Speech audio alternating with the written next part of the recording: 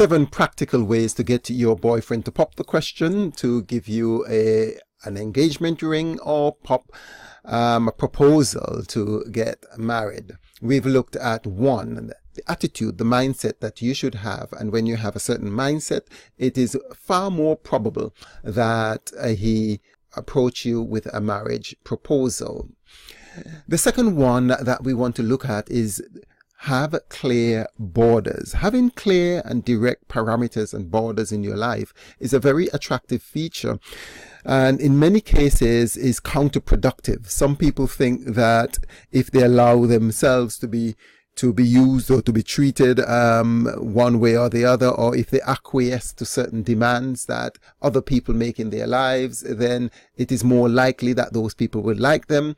However, that is not necessarily true. In fact, the converse is true. Having clear parameters, having definitive and definite borders and limits in your life would make you a lot more attractive and will increase the probability of you getting a marriage proposal.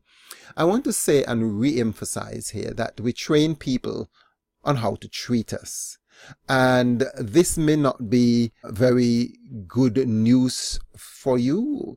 The reason why you're in the situation that you're in is because you have allowed it to happen. You have said nothing. You weren't very clear up front. You are perhaps in what David Steele calls an unconscious relationship. You know, David Steele has a book called Conscious Dating, Finding the Love of Your Life and the Life That You Love. An unconscious relationship is simply a relationship that has grown and developed on you. You met someone, you started to talk with them, and eventually you began dating, and things just simply snowballed. After a while, you're so comfortable with each other. He leaves items at your house when he's over, and perhaps he slept one night, and then it became 2, then became 3, and then eventually the both of you have become enmeshed with each other. You've become an item. You started, virtually living together, and you haven't actually sat down and definitively state whether or not you're in a relationship, or where the relationship is going, and what would be the outcome of the relationship. And as such, you might find yourself in a bit of a piddle between a rock and a hard place. And this is why we need now to speak about having clear parameters around your life. And even in a relationship where you're more lenient towards the person that you love, you still need to have borders and limits. Now, these limits include the way you want to be treated, things that you will not tolerate. Underscore this. Let this soak into your mind. Let this marinate into your soul, and let this be a guidepost to all relationships, not just the romantic relationship, that you do not and should not reward bad behavior.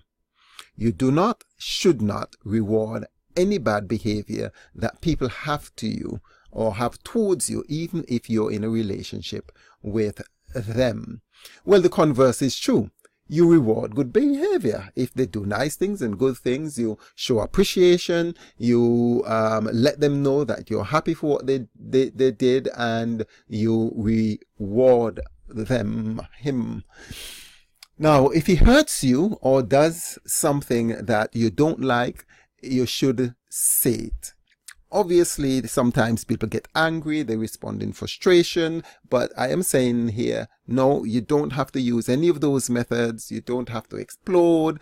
And, you need to say it when it happens, because usually some people get hurt. They don't say anything. The boyfriend doesn't know that you're hurt. He doesn't understand that his action, his behavior, what he did was you were not very happy about it. So he assumes that everything is okay. And if he does it again, you don't want to hurt his feelings and you keep quiet. And eventually when he does it the 10th time or the nth time, you have one big dramatic explosion and he doesn't know where that came from or what hit him. And that is why we're suggesting that if something happens that you're not pleased about, you calmly and coolly address the situation when it happened. Now, if you can't, if you're emotionally upset and you might say the wrong thing, it may come over the wrong way, you may do things or say things that you're sorry about, you have a cool off period. But at some point in time, you want to say, John, what you did last night, the way you said it, how you said it in the public, I didn't appreciate that. In fact, I felt embarrassed, I was very hurt, and I felt like crying. And I would much prefer that you don't do that.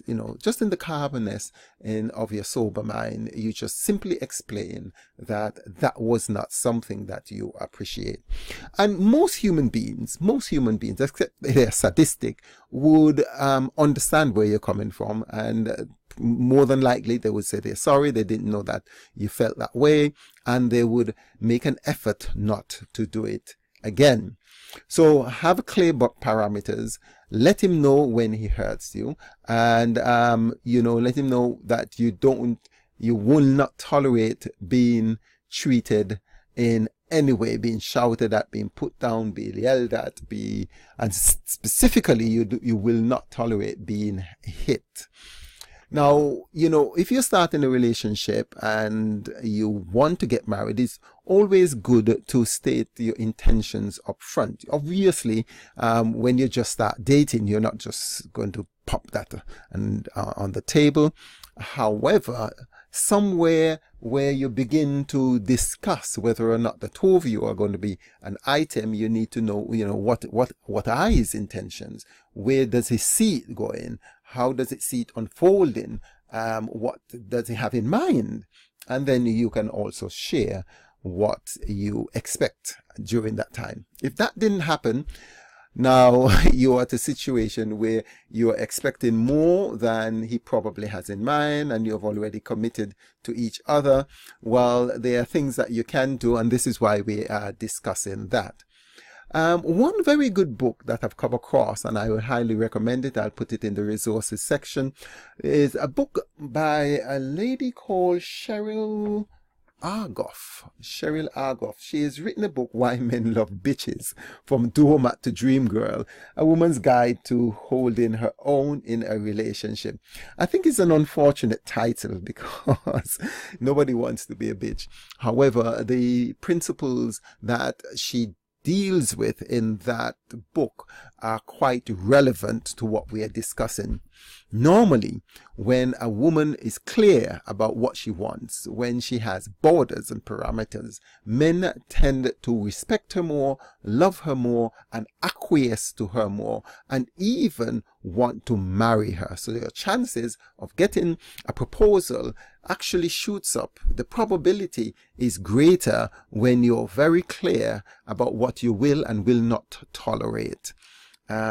Even though you might think you would hurt the person's feelings and maybe drive him away, the converse is actually true. Which brings me to the most important point I want to make during this video cast, and that is that you some way, somehow, in some shape or form, you need to indicate that you are not willing to remain in a relationship that is going nowhere.